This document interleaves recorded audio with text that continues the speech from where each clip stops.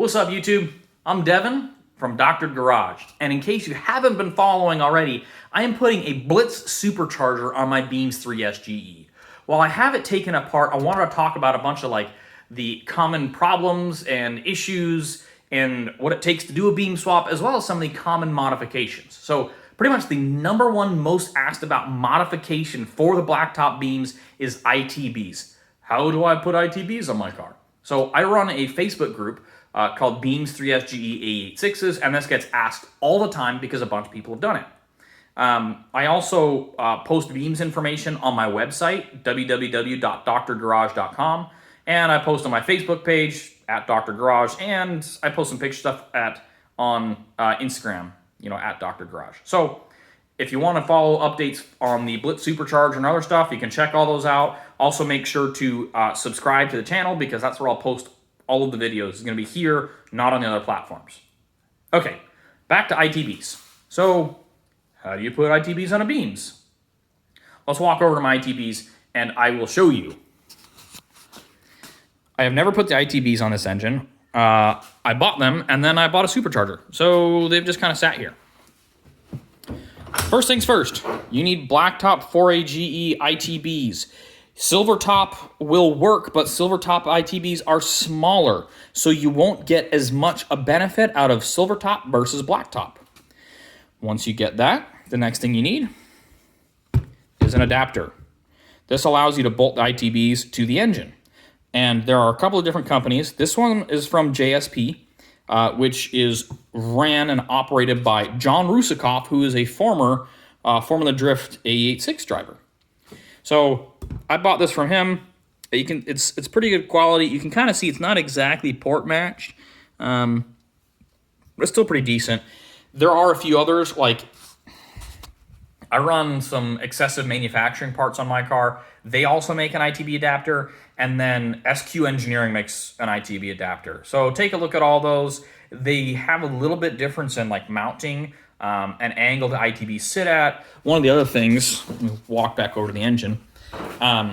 Some of them bolt directly to the head, and others bolt to this rubber spacer here that goes between the intake manifold and the block. That rubber spacer is actually pretty neat because it actually reduces your intake temperatures by preventing your manifold from getting heat soaked from engine temp. Anyway, okay, so these are the different companies that make adapters. You got to have an adapter. The next thing is when you get your ITBs, make sure that you have a throttle position sensor and a pigtail because you have to wire this in. Now, once you get it wired in, it's not just plug and play.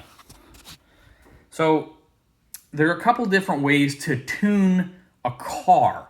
One of them is map-based or speed density, and one of them is mass airflow, and one of them is called Alpha N. Alpha N is what's used to tune ITB cars. It uses, the map has throttle position and manifold absolute pressure. No, scratch that. Throttle position and RPM, right? So those are the two axes on the tune. So on the stock ECU, it uses a mass airflow sensor. And the stock ECU is not tunable. You can't change any of that stuff. So pretty much if you're putting ITBs on your car, you need a standalone ECU. I run an Adaptronic standalone ECU in my car. Absolutely love it. There's other people that run Link ECUs, as well as Haltech, AEM, and a few others. Honestly, the Adaptronic is my personal favorite. The dudes at Adaptronic are super awesome. They've been super helpful to me.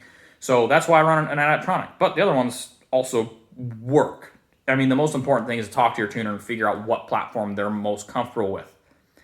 So once you get a standalone, you get your ITBs, you get your ITB adapter. You also need to get velocity stacks or trumpets. The length of those is actually going to depend on left-hand drive versus right-hand drive for brake booster clearance, as well as depending on the angle the ITBs sit at, they might hit the hood or your strut tower brace. So all things to consider when you're looking at individual throttle bodies and velocity stacks. Okay, that's pretty much it. So to put ITBs in, you got to buy the ITBs, blacktop 20 valve 4AG. You need to buy an adapter. You need to make sure you know how to wire in a throttle position sensor. And then you need to have a standalone. And then figure out your trumpet length. The other thing, somebody's going to mention, well, hang on, can't you build a manifold so that this will work with the stock ECU? Yes, you can. It's a huge pain in the butt. There's one dude that has done it on the Beams 3SGE A86's Facebook group, where he actually built like a manifold off of the velocity stacks. There we go. And made it come into the same size intake hose as, or same size as MAF housing, and actually put the stock MAF on it. And it works, but you don't really get the gains that you would of putting the ITBs on without having a standalone. And the gains is not necessarily peak power, but you might get a little better throttle response and a little better sound, or a little better throttle response and power down lower in the RPM range. But really, they just sound really cool. They don't give you a whole lot of benefit other than that. So, yeah, thanks for watching. Like, comment, subscribe, all that stuff.